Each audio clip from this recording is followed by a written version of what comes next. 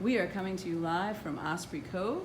Our chef Wanda is here and she's going to demonstrate for us how to make her famous cheesecake stuffed candied apples. Wanda? Good evening, ladies. So we're going to start by listing all of our ingredients, and I'll also share with you some tips to help you along the way. We're using white chocolate today for our demonstration. You can use whatever chocolate you like. If you prefer dark chocolate, you don't have to use chocolate. You can use hard red candy, caramel apples, whatever tickles your fancy. You want to make sure that the consistency has a nice drip. Sometimes buying chocolate out of the store, you're never really sure how long it's been on the shelf. If it seizes up or it's not as smooth without lumps after you've warmed it, you can add any type of oil, whether it be olive oil, vegetable oil. I would stay away from peanut oil just because if you're serving these to other people or sharing them with somebody for allergy's sake. But any type of straight oil to thin it out, and I would only add 2 tablespoons of oil at a time to your melted chocolate to give you a nice consistency. For decor, after we've dipped the apple, I like using cookie icing to add a drizzle, give it some more dimension. You may also color your white chocolate or do a different color chocolate. I would say most popular in our stores, Walmart sells different colors of candy melts. They're perfect, ready to go, microwave safe, easy peasy. Pop them in for 30 seconds at a time. Give it a quick stir. Sometimes the first 30 seconds will not be that easy. But 30 seconds, give it a stir, put it in for another 30 seconds, give it a stir until you have the consistency that you want. Before you begin, also pick your toppings, whether you're gonna have a smorgasbord full of options. Today I just have a sugar wafer. Today is strawberry. Oreos, a whole Oreo because I like putting whole Oreos on top because it looks pretty for presentation. And then also some cookie crumbles. Today it's Oreo cookie crumbles. And then of course the inside, if you choose to stuff your apple, I have made cream cheese stuffing. So simple cream cheese, powdered sugar, to your liking. Everyone's different. I like it to taste more like cheesecake, so I use a little less powdered sugar than you would find in standard recipes, and just a little bit of vanilla. That's a lot of hit or miss. Do it to your liking, whatever works best for you. Place it in a piping bag and cut the tip. If you don't have piping bags, then Ziploc bags that we mostly all have works just the same. Put it in a nice Ziploc bag and cut the corner when you're ready to pipe your filling. So we start with a Granny Smith apple. I prefer because it has that tart taste to it, so when you're adding all of the sweet components, it kind of balances it out so it's not so much of a sugar rush. You'll also need a paring knife or a small sharp knife that you can work with, and a spoon for coring the apple. You can use a apple core if you prefer. However, you're going to need the hole to be a little bit wider to get more of that yummy filling on the inside. And then also we have a skewer for your apple. I use a 5-inch skewer. It just happens to work for what I need, but they come in all various sizes. So whatever your preference is at the store. And parchment paper. Here today I just have a small square, but if you're doing multiple, then you'll need a sheet of parchment paper. So let's begin with the actual work. You want to start with your apples chilled. We chill the apple, but then make sure you wipe down any excess moisture off of the apple before you begin. If the apple is cold, it'll help the chocolate adhere much better and seize and tighten faster. So for me, again, please be careful, please be safe.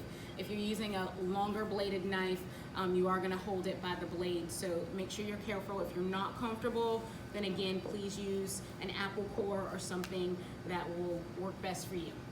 Comfort is important.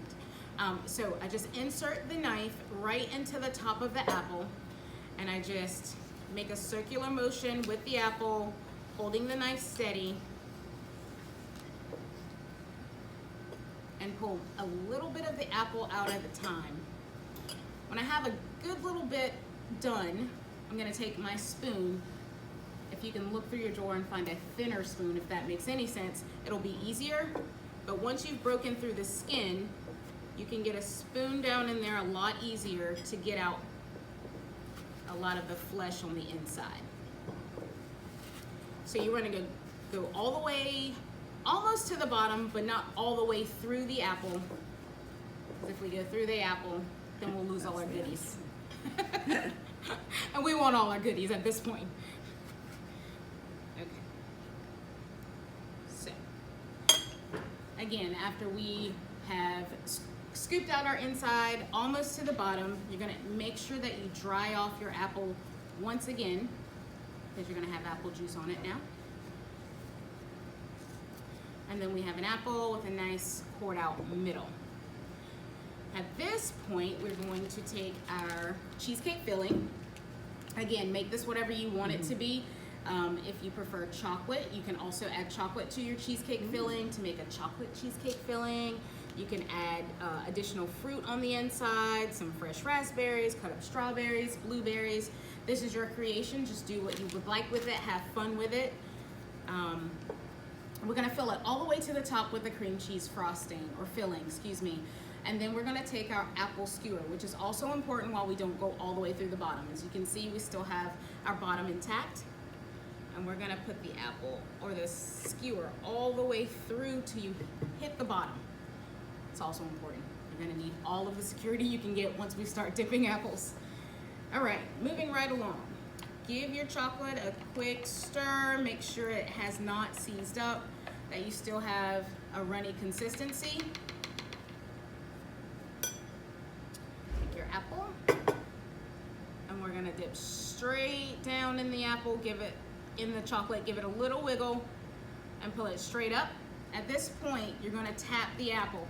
Tap your hand to tap the excess chocolate off the apple. We're breaking. All right. And then lay it on your parchment paper for drying. Hopefully your apple doesn't roll. Okay. At this point, the apple is filled. It is covered with chocolate. You would let it rest and let it dry. Unfortunately, for time's sake, in this demonstration, we can't completely let it dry.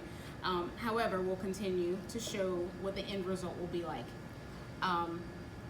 If you have a second color you're using, again, today I'm choosing to use the cookie icing because it'll give the same effect.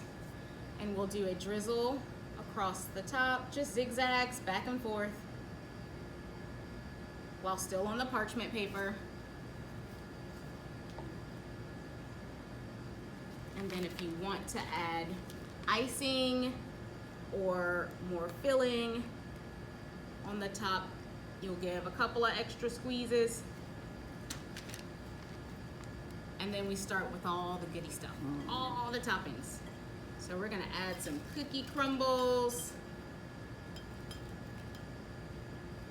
Again, that whole cookie, that whole Oreo on top. Of course, you gotta become a little bit of a decorator at this point to make sure it's pretty, because we eat with our eyes first. And you can cram anything you want on here. If you'd like to keep it whole, you can. I always try to cut it in half just so it looks proportionate. Well, maybe. There we go. Again, if you've let your apple dry, today it's gonna give us problems because we're trying to do this in a timely fashion. But if you let it dry, the chocolate will help it stick. All right. Okay, so after you've added all your toppings, again, let your apple rest, let it dry, and then you're gonna have to store these in an airtight container. Once you've completely finished with your decor, you can peel it away from the parchment paper, store it in an airtight container in your fridge.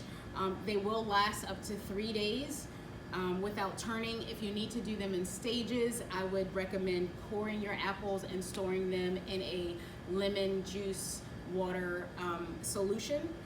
That way you can pour the apples ahead of time and you don't have to worry about browning on the inside of your apples. Just always remember the next day, if you're going to do this in a couple stages, to dry the apples before you start dipping in chocolate. Make sure all of your ingredients are laid out, and have fun. Now, have you ever double dipped? I have double dipped. Sometimes because some chocolate is very temperamental. So if you'd like to do a half and half, dip it in white chocolate, then dip the bottom half in milk chocolate, you're more than welcome to do that. If you have breakage in your chocolate, let it completely dry, then you can do it again. Melt your chocolate, make sure it's tempered, you have no lumps, and then you can completely submerge it again to have a thicker layer of chocolate. Excellent. Well, thank you so much, Wanda. It's my and pleasure. I'm sure everybody else is going to run right out and buy some apples. Yes, yum, yum. Thank you so much. Thank you.